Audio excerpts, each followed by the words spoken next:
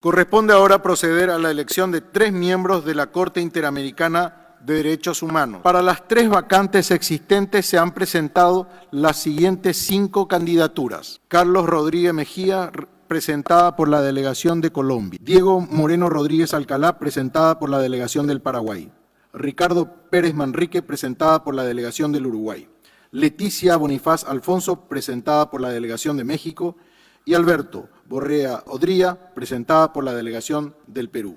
Mis sinceras felicitaciones a los señores Diego Moreno Rodríguez Alcalá, con 16 votos, y Alberto Borrea, con 15 votos.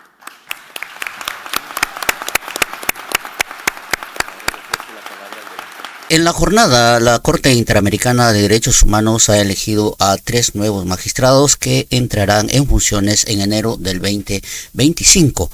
Uno de ellos, el jurista del Perú, Alberto Borrea, con 15 votos. Una candidatura que ha sido cuestionada por algunos sectores de derechos humanos, no solamente en el Perú, sino también a nivel internacional. Y vamos a hablar hoy sobre los cuestionamientos a esta elección en la Corte Interamericana de Derechos Humanos al jurista peruano Alberto Borrea. Nos acompañan el experto en Derecho Internacional Nicolás Fuentes Parodi, integrante del capítulo Perú, responsable del área de procedimientos especiales de Naciones Unidas en la Red Nacional de Derechos Humanos National Human Rights Network, estudios de máster de Derechos Humanos, Democracia y Globalización en la Universidad Oberta de Cataluña. También nos acompaña la doctora Génova Verónica Peralta Piña, abogada penalista, egresada de la Universidad Nacional Autónoma de México, defensora de los derechos humanos con una maestría en Procuración de Justicia y maestra en Criminología con más de 20 diplomados en temas penales, derechos humanos y formación del Sistema Interamericano de Derechos Humanos. Muy buenas noches a ambos, gracias por participar. Muy buenas noches, Jaime, muchas gracias por la invitación. Igual, muchas gracias por la invitación, excelente noche. Estimado Nicolás, ¿te parece si le damos el pase a la doctora Génova para que desde México nos comparta su impresión sobre esta elección de este magistrado peruano, ¿no? Y por qué ha habido, si se puede decir, cierta resistencia en algunos sectores, juristas, abogados, defensores de los derechos humanos. Adelante, doctora. Sí, buenas noches. Mira, básicamente, ¿por qué ha habido resistencias? Porque definitivamente si algo ha ocurrido en Perú en estos últimos tiempos, a partir del golpe de Estado al presidente Castillo, que se da el 7 de diciembre del año 2013, justamente tiene que ver, del 2023, justamente tiene que ver con la violación a los derechos humanos. En nombre de las leyes que se emitieron, ¿no?, y de los nuevos integrantes del gobierno, desde ahí se empezó a articular toda una narrativa que estaba justificando las violaciones graves a los derechos humanos y los crímenes de lesa humanidad. Y hubo varios servidores públicos, incluyendo académicos, juristas, que se pronunciaron aplaudiendo lo que ocurrió en Perú, argumentando que se trataba de terroristas, que las personas que se manifestaban eran terroristas y entonces les aplicaban el derecho penal del enemigo. Y es peligroso porque si algo ha ocurrido en Perú, es lo que te acabo de decir, violaciones graves a los derechos humanos, y uno de los hombres que justamente empezó a aplaudir a Dina Boluarte a partir de que hizo todo esto fue Alberto Borrea. Entonces definitivamente vemos en él serios conflictos en materia de derechos humanos. Lo que queremos en nuestras cortes internacionales de derechos humanos justamente son a defensores que no se vayan a someter al Poder Ejecutivo ni a ninguno de los poderes del Estado, sino que al contrario sean imparciales. Parte de las características que hasta donde tenemos conocimiento, evaluaron el comité que integró y perfiló y que inclusivamente analizó los expedientes de cada uno de los integrantes, tiene que ver con los perfiles, que realmente fueran personas probas, que sean íntegras y que defiendan de derechos humanos. Sin embargo, también parte de lo que pudimos escuchar de algunos de los textos integrantes es que no se habían hecho, ellos habían advertido que no se había tomado con la suficiente seriedad por parte de los gobiernos estas postulaciones de candidatos a ocupar los 3 cargos de jueces en la Corte Interamericana, y no obstante que existían recomendaciones en el sentido que tomaran la seriedad para que mandaran a los mejores perfiles, y también identificaban, al igual que ocurrió en México y supongo que en el resto de los países, que no se hizo una consulta amplia para identificar a los mejores. Entonces, en ese sentido, por todas las situaciones que han ocurrido en Perú y que hasta la fecha siguen impunes las más de 74 personas ejecutadas extrajudicialmente, así como los más de 1.500 heridos y varios perseguidos políticos hoy, muchos de los cuales están asilados, inclusive la propia esposa del presidente Castillo y su familia está asilada en México, justamente por la persecución política, y así muchos han salido de Perú. Entonces, ante toda esta situación que estamos observando, definitivamente es que muchas organizaciones de derechos humanos, todas las organizaciones que articulamos con víctimas a nivel internacional, y no se diga en mi país, estamos justamente llamando a que se reconsidere esta candidatura que finalmente fue votada, pero definitivamente no podemos permitir que desde ahorita tengamos jueces así. Ciertamente este juez no va a conocer de casos de Perú, porque una de las cosas que sucede en el sistema interamericano es que no vas a conocer casos que te toquen como país. Sin embargo, cuando tú aplaudes que se violente, que se ejecute extrajudicialmente a personas que ejercen el derecho humano a la protesta, estamos frente a situaciones graves que pueden derivar en en resoluciones bastante contrarias a los derechos humanos. Eso, de momento, gracias. Bien, estimado Nicolás, ¿cómo ha repercutido esta designación o este nombramiento, esta elección de este magistrado? Hemos visto algunos cuestionamientos, sí hay cuestionamientos, ¿no? Sobre todo de los sectores políticos o de los sectores de derechos humanos que están en el Perú. Lo que sucede, Jaime, es que un magistrado tiene un perfil, ¿no? Un magistrado, primero sabe de lo que va a resolver, ¿no? Entonces, eso es especializado en lo que va a resolver. Y segundo, es independiente, pero no solamente eso, sino también aparenta ser. Entonces, el señor Borea no cumple con ninguna de las dos características. En primero, porque todos los que somos peruanos sabemos que el señor Borea es de trayectoria política. Es básicamente, sí, es un jurista connotado, y quién no va a decir, pues ahí no se enfrentó a Fujimori, eso nadie lo va a negar, a la dictadura y todo, pero el señor básicamente es un político que ataca a los contrarios, defiende a los afines, ¿no? Que declara, por ejemplo, ante expertos, que defiende pues la estabilidad del régimen, y por eso defendía a Pedro Pablo Kuczynski, que estaba investigado ahorita por corrupción. Y años más tarde, ya en el 2022, empieza a promover pues la vacancia en medios de comunicación, ¿no? Y en julio del 2021 empieza a señalar pues de que el principal responsable de las muertes es Pedro Castillo. Lo cual en realidad pues es una manera de despreciar los derechos humanos, ¿no? Eso es ofensivo para las víctimas, primero. Eso lo dijo en una entrevista el 21 de julio del 2023 en un programa de RPP Noticias. Es ofensivo para las víctimas. Eso es contrario al derecho internacional, los principios del uso de la fuerza, ¿no? De hecho, hay un principio de Naciones Unidas, hay un instrumento de Naciones Unidas, que son los principios básicos sobre el empleo del uso de la fuerza y armas de fuego por los funcionarios encargados de hacer cumplir la ley, ¿no?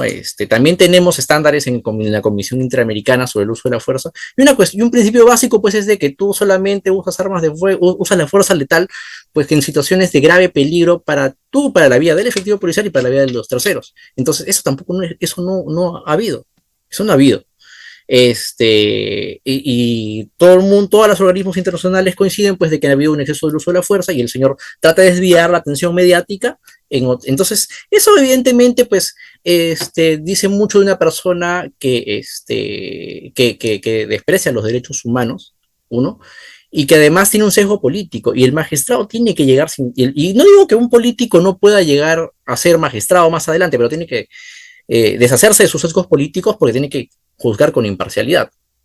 Y aquí lo que está en juego es la credibilidad en la Corte Interamericana. Ahora, esto también tiene una lectura regional, Jaime, porque no se trata solamente de Perú. Lo que sucede es que el mundo en general, Europa, América, se conduce pues está retrocediendo en derechos humanos, y sus autoritarismos están avanzando.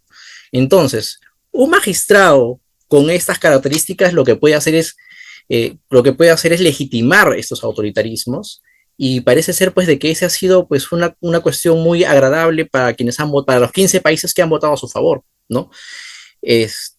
Entonces, aparte, muy aparte, el señor es homófobo, el señor, pese a que tenemos una opinión consultiva, ¿no? Que establece que hay que brindar garantías, para que se dé el matrimonio igualitario entre las personas, el señor, señala de que eso no debieran existir estándares y cada país debería resolverlo, ¿no? Entre otras cosas que ha manifestado de manera pública, ¿no? Entonces, es una persona que definitivamente no cumple con las características para ser un magistrado ni de la Corte Interamericana, ni de ningún juzgado de derecho interno, ¿no? Su lugar es la política, y bueno, que siga como político, ¿no? Ejerciendo su libertad de expresión, pero que la política y la magistratura caminen por cuerdas separadas, porque de eso trata la independencia de la judicatura de derecho interno, de derecho internacional, etcétera, ¿no? Y bueno, solo para finalizar, Jaime, porque sé que vamos a hablar de más cosas, quisiera decir que esta debe ser la oportunidad para pensar desde los pueblos de América ya empezar a promover una reforma del sistema interamericano de derechos humanos, ¿no? Estimada Génova, ¿cómo se explica esta elección, no? Si bien Nicolás hacía referencia a una tendencia, no solamente en la región, sino en el mundo, ¿no? En cuanto al retroceso de los derechos humanos. Aquí en Argentina estamos atravesando por una situación bastante compleja. Pero se supone que ahí en la Corte Interamericana de Derechos Humanos están pues los mejores magistrados, ¿no? Está lo mejor de la justicia de cada país. ¿Cuál es el mecanismo para elegir a estos magistrados, ¿no? ¿Quiénes votan al final de cuentas, ¿no? ¿Y cuáles son los criterios que se evalúan? En este caso, ¿cómo explicamos que un candidato propuesto por un régimen acusado por la Comisión Interamericana de Derechos Humanos de haber cometido ejecuciones extrajudiciales o masacres?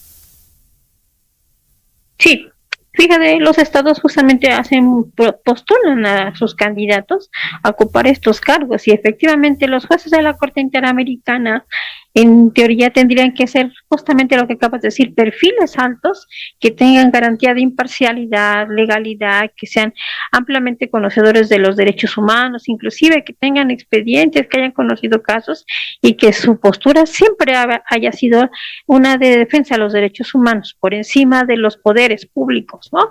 Y sin embargo, estas postulaciones llegan allí a la Corte, hay un grupo que se encarga de evaluar todos los expedientes, como te decía, evalúa sus perfiles, verifica quiénes son y demás. Hacen consultas y se genera la votación entre los propios integrantes de la Organización de Estados Americanos. Ellos son los que votan, por eso es que nuestra campaña se dirigió hacia ellos, porque queríamos llamar la atención a que no había sido suficientemente consultada estos cargos en los países del sistema interamericano, de los que forman parte, porque tú sabes, hay países que ya no forman parte del sistema, que han denunciado la carta y pues bueno, ellos están fuera, ¿no?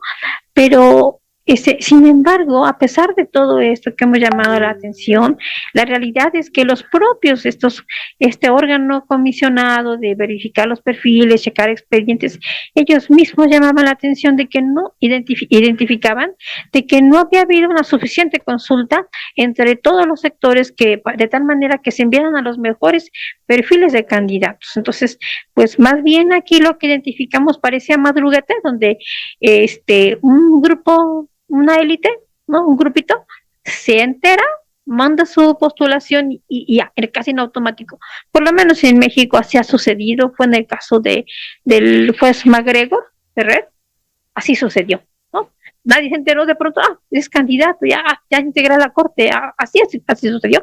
Y lo mismo con Leticia Bonifaz. En el caso de la candidatura de Leticia Bonifaz, advertíamos en el caso de México, situaciones que no nos gustaban, porque particularmente todos los que trabajamos en el Sistema Nacional de Seguridad Pública, que somos básicamente ministerios públicos, policías, peritos y demás, realizamos funciones que son altamente delicadas, porque pues imagínate todas las funciones que realizamos, desde la integración de carpetas de investigación, detenciones y demás, todo lo que se somete a los jueces, y que de pronto te pierde tu institución la confianza, se te pierde la confianza, y aunque igual es un proceso laboral, ¿no?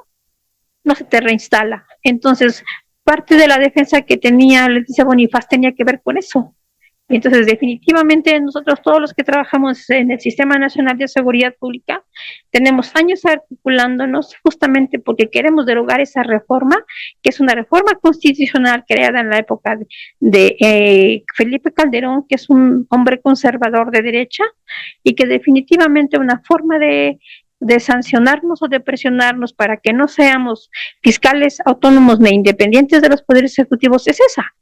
Le caes mal al Poder Ejecutivo, no le gusta a tu jefe de pronto que se esté haciendo investigaciones exhaustivas y sobre todo que toques intereses, bueno, te pierdo la confianza. Imagínate tú qué grave y qué delicado, porque además violenta todas las directrices del sistema interamericano y del propio sistema universal que habla, tenemos ahí ya directrices que dicen la importancia de cómo tenemos que hacer que nuestros fiscales, inclusive nuestros jueces, sean autónomos e independientes a los poderes ejecutivos de tal manera que ni bajo ningún concepto se vean presionados y logren hacer investigaciones eficaces para detener y sobre todo para desarticular redes que están ligadas a la corrupción política y empresarial. Entonces, imagínate, si no es trascendente, bueno, ese tipo de cosas las defendía ella. Entonces, definitivamente cuando yo me enteré que iba Leticia, dije, no puede ser, ¿no? Porque son personas que han estado en servicio público, yo estoy en el servicio público, sin embargo, si tú me pones un caso donde tenga que yo que resolver en favor de los derechos humanos, siempre va a ser en favor de los derechos humanos y no de los intereses del Estado, ¿no? Definitivamente eso son cosas que tenemos que ir discutiendo, que tenemos que ir analizando y como región definitivamente ver cómo se hacen estos procesos y cómo tiene que transparentarse y hacerse ampliamente, consultas amplias, porque yo te puedo asegurar que en Perú, el mismo compañero Nicolás Parodi, el doctor Wilfredo Robles, hay muchos el doctor Wilmer Quiroz, César Quispe, muchísimos defensores de derechos humanos, compañeros de la red MUCI, defensores realmente de derechos humanos, pueden estar sin duda alguna ocupándose espacio en la Corte Interamericana. Son gente muy competente, muy valiosa, con alto sentido ético y sobre todo realmente defensores. Entonces, y si no te enteras, pues ¿cómo vas a acceder a una convocatoria donde ni siquiera te has enterado? Nadie te invita, ¿no? Solamente una élite se entera y es la que propone. Entonces, todo eso tiene que modificar porque nuestra región, como bien lo señalas tú, está siendo víctima de embates por parte de lo que es el Comando Sur, que lidera Laura Richardson, en donde tiene muy claramente definido cuál es la estrategia hacia nuestra región de América del Sur, que tiene que ver con los recursos. ¿Y cómo lo están haciendo? Los recursos, como lo tiene que ver el litio, el petróleo, el agua, los bosques, toda la Amazonía, el oro, la plata, el zinc, el cobalto, el coltán, todo lo que tiene nuestra región, lo quieren ellos. Y como no lo van a obtener vía voto popular, porque la gente ha estado votando en favor de los gobiernos progresistas, o sobre todo de izquierda, o de corte social, pues es a través de esto. Entonces, una Corte Interamericana derechizada, pues qué mejor para tener sus objetivos y sus fines, ¿no?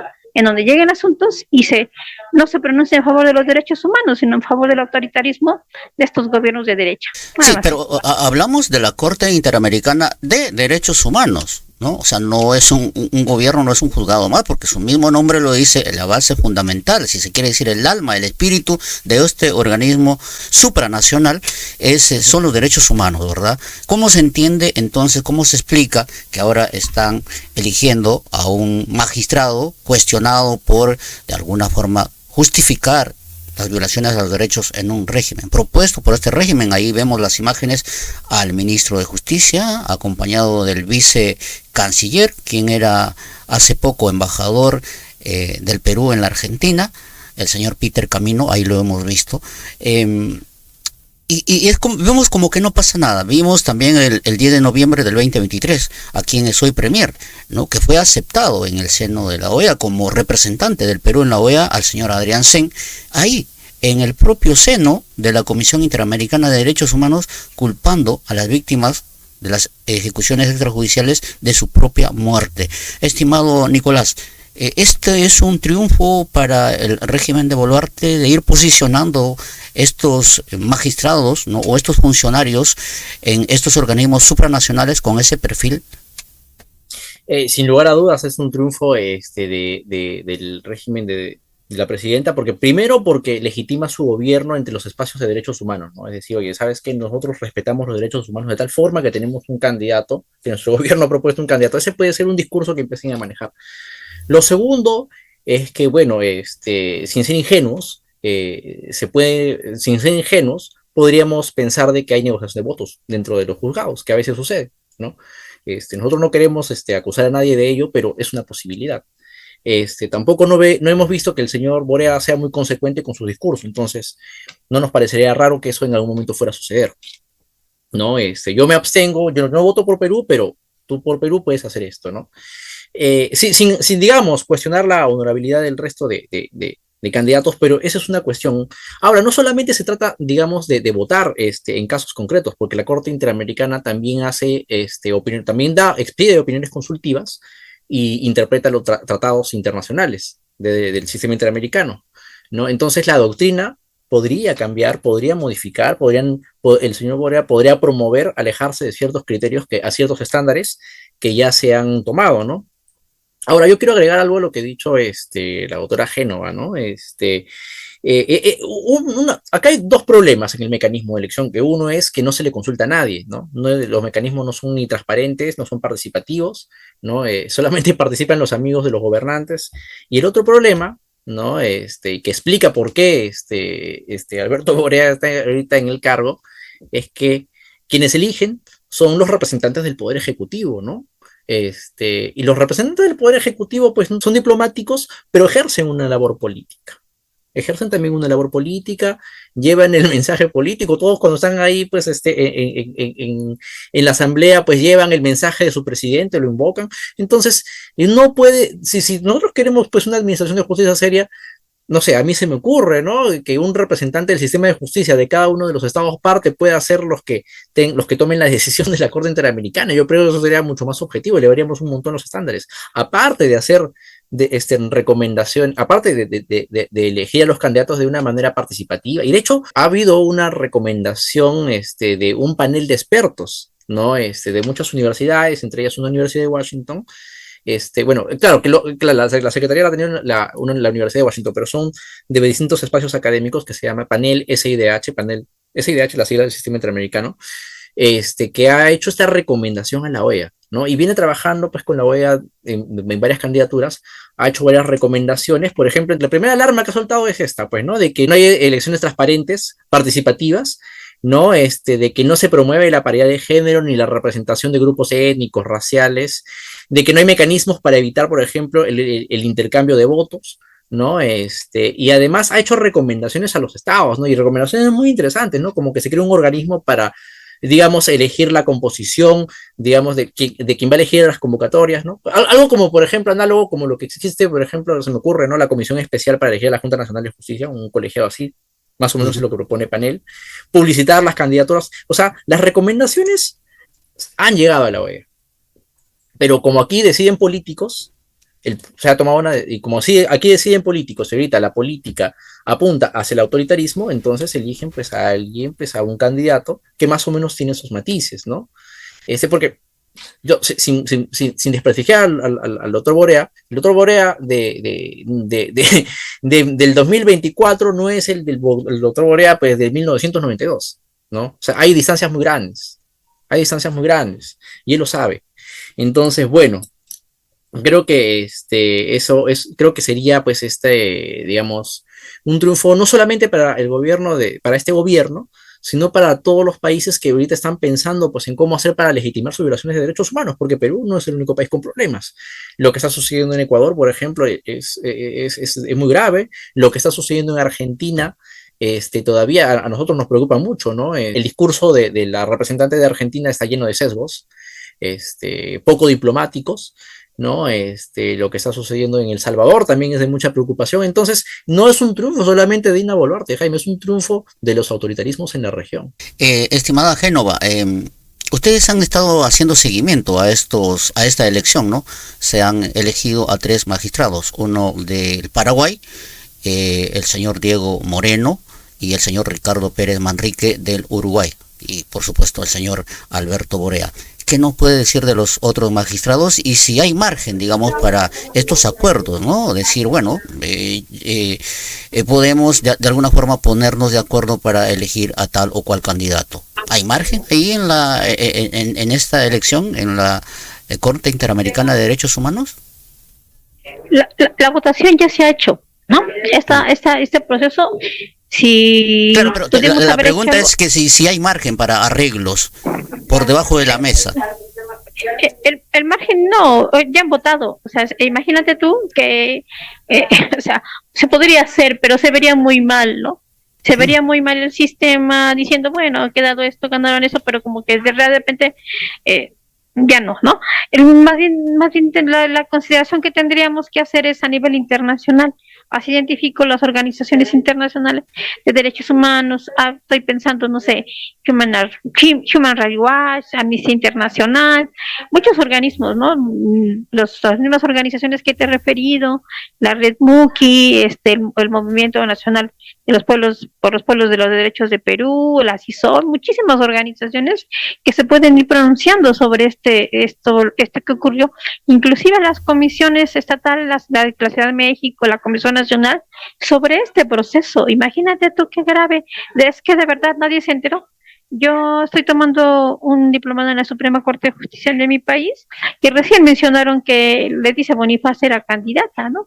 Me enteré de eso 2 días después de que me enteré por los compañeros de la Red Nacional de Derechos Humanos que esto estaba ocurriendo. Entonces imagínate tú, si los que somos defensores de derechos humanos o defensoras no nos enteramos, pues es gravísimo, porque definitivamente aquí en México tenemos serios problemas con el tema de desaparición forzada, gravísimo, no el tema de feminicidio, violencia contra las mujeres, migrantes, sobre todo personas de los pueblos y comunidades indígenas, ambientalistas que se enfrentan a megaproyectos, las zonas de mineras, y justamente el tema del litio es otra situación que está generando violaciones graves a los derechos humanos. Tenemos varios aspectos, pero si esos defensores que están en el territorio, que están enfrentándose a estos poderes tan fuertes, tan poderosos, a la élite política y empresarial, nacional y transnacional, ¿no se enteran de que hay esta convocatoria? Pues ¿cuándo van a llegar, no?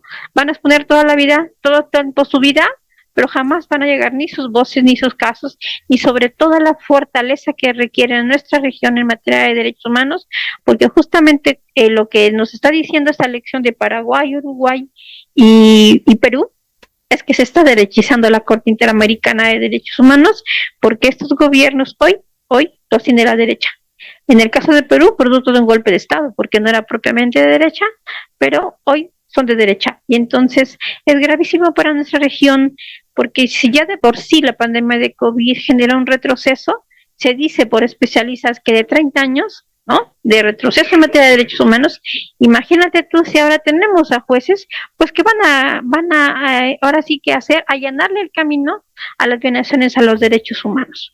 Pues es gravísimo. Bien lo comentan en el caso de Milei, que permanentemente hoy tiene al pueblo argentino en las calles, ¿no? Por todas esas reformas que está realizando, que favorecen al neoliberalismo, que ya estaba desmontado en Argentina, o que estaba en ese camino, en esa ruta, pues ha regresado. No se diga el caso de Ecuador, recién lo que ha vivido Bolivia, ¿no? Varias situaciones. La derecha no para, porque la derecha obedece a intereses del imperialismo de Estados Unidos, y ya lo escucharon ustedes de la propia Laura Richardson en diversos momentos. Lo que quiere de América Latina justamente son nuestros recursos naturales, nuestros recursos humanos, nuestra fuerza de trabajo. ¿Por qué? Porque nos ve como colonias, ¿no?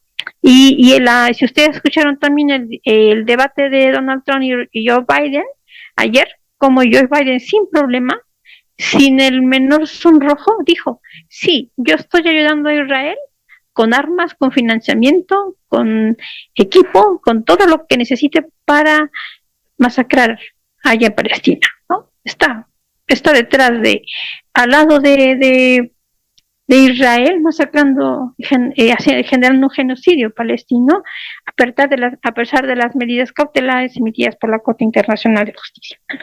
Y así te puedo poner ejemplos de Ucrania, lo que está ocurriendo también en Ucrania con la OTAN. Ahí está. ¿no? Entonces, definitivamente nuestra región es más cortita, menos países, pero es muy importante. El sistema interamericano tiene definitivamente resoluciones muy buenas que son ejemplo inclusive para Europa. Entonces, esto tiene que llamarnos la atención y la invitación es a que sigamos haciendo presión.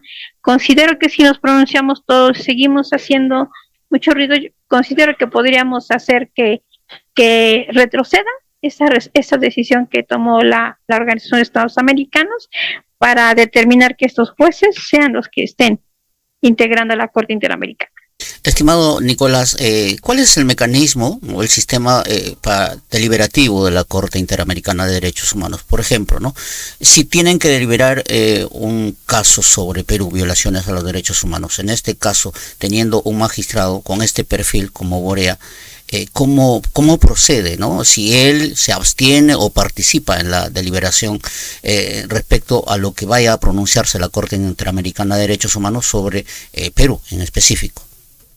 Claro, los nacionales en principio no pueden decidir, sobre su país, ¿no? Se tienen que abstenerse, ¿no? Pero el quórum siempre va a ser de 5 votos, ¿no? El quórum va a ser de 5 votos. En caso de empate, el presidente decide, ¿no? Entonces, si es que, por ejemplo, Alberto Borea preside la corte, tendríamos que él estaría diciendo, por ejemplo, decidiendo un caso de violación de derechos humanos que llega de Ecuador, de Chile, ¿no? De Bolivia, donde han habido masacres en los últimos años. Eso es más o menos, ese sería el mecanismo, ¿no? Una cuestión que quería agregar pues, a lo que estaba mencionando Génova. Hay un discurso antiderechos, ¿no? Que se está generando y viene precisamente, hay que decirlo de manera muy, muy, muy clara, ¿no? Es un discurso que proviene de defensores del libre mercado, ¿no? No de todos, pero hay un sector de defensores del libre mercado que están para no limitarnos a hablar de derecha y ultraderecha, que a veces derecha, ultraderecha, izquierda y derecha, que a veces son expresiones muy simplistas, ¿no? O sea, hay defensores del modelo económico, ¿no? Que han visto, pues, en los organismos de derechos humanos, órganos jurisdiccionales que les han ordenado dejar de hacer cosas, ¿no? Como han visto, pues, que en los órganos jurisdiccionales que han dejado de ser unos aliados, ahora empiezan, pues, pues, con un discurso, pues, ¿no? De que están ideologizados, de que tienen sesgos, etcétera, ¿no? Entonces, bueno, yo no dudo, pues, de que los magistrados en las salas tengan sus preferencias, incluso el derecho tiene lecturas liberales, lecturas sociales, pero igual, incluso los derechos humanos, ¿no? Tienen también esas interpretaciones, ¿no? Pero sesgos ideológicos en realidad no le podemos llamar pues a lo que no nos gusta, ¿no? Entonces, yo creo que ese es un discurso que hay que empezar a desenmascarar, ¿no? No es que han habido cortes o comisiones con sesgos ideológicos, lo que pasa es que los resultados de esos órganos jurisdiccionales no les ha gustado a estos representantes del empresariado. Eso es lo que concretamente ha sucedido, ¿no? Doctora, ¿algo que quiera agregar sobre esta elección? Y en todo caso, ¿qué puede hacer la sociedad, ¿no? Porque vemos en la comisión que hay participación de las organizaciones civiles, ¿no? Las organizaciones de derechos humanos, pero aquí en la Corte es a nivel gobierno. Sí, definitivamente que lo que tenemos que ir desmontando justamente es el mecanismo en cómo se han articulado estas decisiones. Porque esto que está ocurriendo en el sistema interamericano se ha replicado por lo menos en mi país y no lo dudo que en otros países. Un grupo pequeñito, un grupo de élites es el que quizás se entera de esas convocatorias y que manda a los candidatos. Pues, ¿para qué? Para que nadie se entere nadie, pues para que no le haga competencia. Porque sin duda alguna, si te pones a competir entre algún defensor, Alberto Borea, y alguno de los defensores que he conocido en Perú desde que empecé a documentar lo que ocurrió, sin duda alguna cualquiera puede estar en ese espacio y haciendo un mejor papel y un mejor trabajo que realmente sea de defensa de los derechos humanos, porque defender derechos humanos ciertamente te da un prestigio internacional, pero en realidad tiene que ver con lo más cercano, lo más inmediato que es la humanidad, sus derechos y la dignidad que tenemos que tener todos los seres humanos por el hecho de existir y sobre todo porque sabemos que emanamos de gobiernos autoritarios, que fuimos, de alguna manera nuestras instituciones caminaron, toda nuestra regulación con una especie de coloniaje. Muchas constituciones, por lo menos la mexicana, fue trastocada por todo lo que fue el liberalismo y muchas instituciones que después de haber sido la primera constitución de corte social, se convirtió en una constitución neoliberal, y lo mismo le ocurrió a la constitución peruana, a la chilena, a muchas otras constituciones, le está ocurriendo ahorita a la argentina, lo mismo a la ecuatoriana, están desmontando en Colombia, les ha costado muchísimo trabajo, han hecho algo muy positivo en Bolivia, ¿no? Con el Estado plurinacional, y sin embargo ahí está los lawfare, están los golpes de Estado, los golpes blandos, los golpes mediáticos, todo este aparato que de alguna manera quieren justamente desarticular, no con votos, sino a través de estos mecanismos, la articulación internacional, y sobre todo que los pueblos están votando por un sistema distinto al autoritarismo que nos ha heredado. Entonces, la invitación y la convocatoria es a que nos sumemos, a que sigamos articulando. No todo está decidido, no todo en este momento se va a acabar. Los derechos humanos es un tema que permanentemente se defiende en todos los espacios. Hoy te puedo decir que inclusive tú, el hecho de que estés transmitiendo se llama derecho a la información, derecho a la libertad de expresión. Seguramente hace algunos años tú no existías, existes porque otros también han dado una batalla porque estos medios se abran. Entonces, ahí está la articulación y ahí están todos los principios, todas las formas, todas las alternativas que tenemos para ir transformando este mundo, y nuestra región va por ese camino. Hoy en el ámbito internacional muchos presidentes tienen esa voluntad, sus movimientos sociales también, una sociedad civil, organizada o no organizada, van por esa ruta. Hoy la interconexión que tenemos a través del medio digital es fundamental para la transformación y la democratización de nuestros pueblos. Entonces vamos en ese camino y en esa ruta, y pues solamente agradecerte este espacio que nos hayas permitido darte a conocer lo que está ocurriendo, y nada más, agradecerte desde México. Muchísimas gracias. Adelante, por favor, estimado Nicolás, algo que te haya quedado que quieras agregar, por favor. Sí, primero, bueno, una cosa que sí yo lamento bastante, en relación a cómo es que ha impactado, digamos, cómo es que se ha tomado, digamos, esta noticia, es, digamos, la tibieza con la que ha reaccionado las organizaciones que integran la Coordinadora Nacional de Derechos Humanos, que muestran su preocupación cuando lo que corresponde es ser contundentes y mostrar un rechazo. La Coordinadora le ha dedicado unas cuantas publicaciones de Facebook, pero con todo el poder mediático que tiene y con todo el financiamiento que tiene, de verdad podría haber hecho más. Con todo el alcance mediático que tiene en medios de comunicación masivos, podría haber hecho más, de verdad que podría haber hecho más. Incluso han tenido comisionados dentro de la Asamblea General de esta sesión. Entonces, a mí personalmente me parece lamentable, y muy posiblemente pues lo de ellos es un cálculo, ¿no? Como ellos litigan ante la Corte, están diciendo, no hay que pelearnos con Borea, ¿no? Y como muy posiblemente también hay cierto, no lo sé, especulo yo, ¿no? Ha habido en algún momento coincidencias, ¿no? Porque en el momento del 2017 compartían posiciones, ¿no? Por el antifujimorismo, entonces muy posiblemente no han querido atacar a un viejo amigo. Pero el asunto aquí es claro, ¿no? O sea, Borea no es una garantía de la independencia judicial, ni es una garantía de los derechos humanos en la región. Eso es primero, ¿no? Entonces, si nos decimos defensores de derechos humanos, pues hay que ser firmes, ¿no? Y el segundo punto, bueno, sí, invocar, pues, a los defensores de derechos humanos, a los movimientos sociales, a poder, digamos, sumar, ¿no? En una reforma del sistema interamericano. Yo pienso que este tiene que ser el punto de partida para promover desde los pueblos una reforma del sistema interamericano. El Congreso peruano, te cuento, tiene un proyecto de ley, ¿no? Para proponerle al sistema, a la OEA, una reforma del sistema interamericano. Ojito con eso. Ya, pero ¿hacia dónde? ¿Hacia dónde? ¿Qué tipo de reforma? ¿No? Claro, porque el reforma es muy abstracto. Podríamos decir también los que están del otro lado, ¿no? Los que queremos o somos pro derecho, podríamos decir, bueno, sí, una reforma, pero estos señores, ¿qué tipo de reforma proponen? Te cuento que yo estaba investigando sobre el proyecto para retirarnos de la Convención Americana, que presentó Montoya, y ese proyecto ha dado un giro y ahora se ha convertido en una reforma. No conozco el contenido de la reforma, lo podemos conversar en otra sesión que creo que sería muy importante, pero evidentemente es una reforma que lo que quiere es, pues, anular a los defensores de derechos humanos, a los movimientos sociales, y nosotros, los pueblos, tenemos que hacer la propia.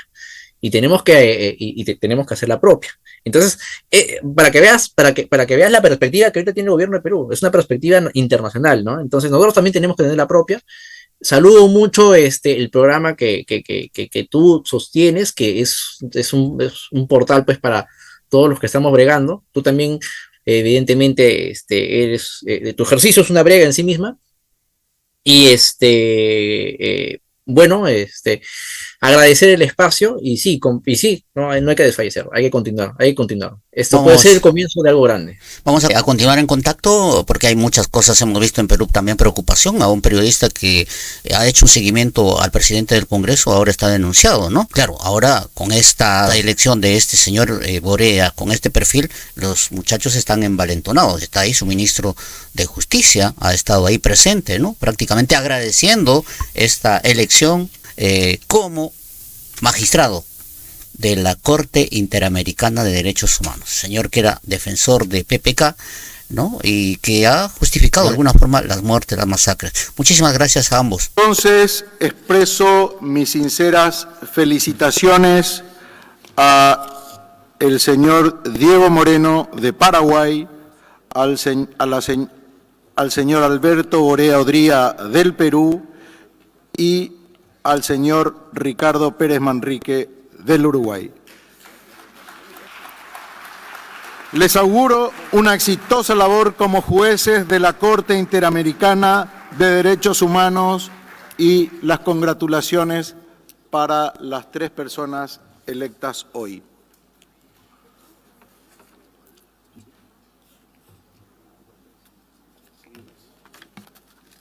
El piso está abierto para aquellas delegaciones que deseen intervenir.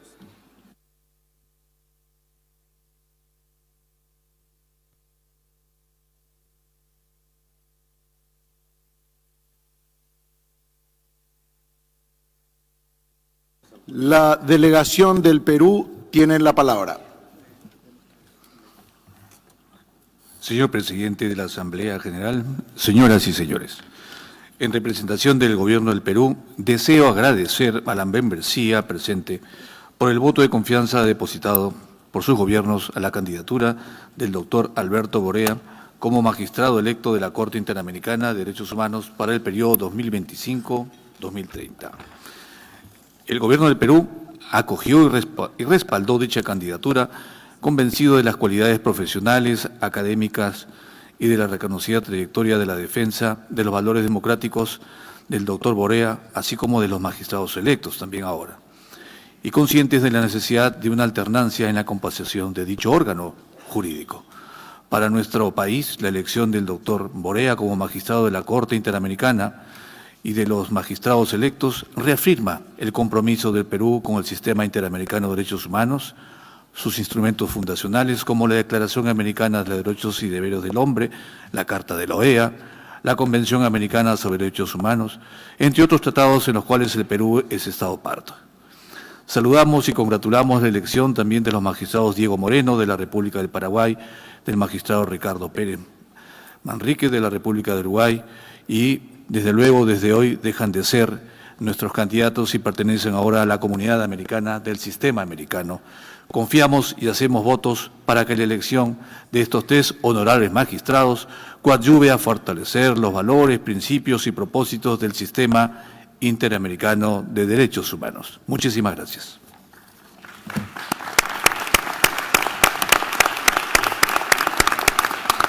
Doy la palabra al delegado de Paraguay, señor viceministro. Gracias, presidente.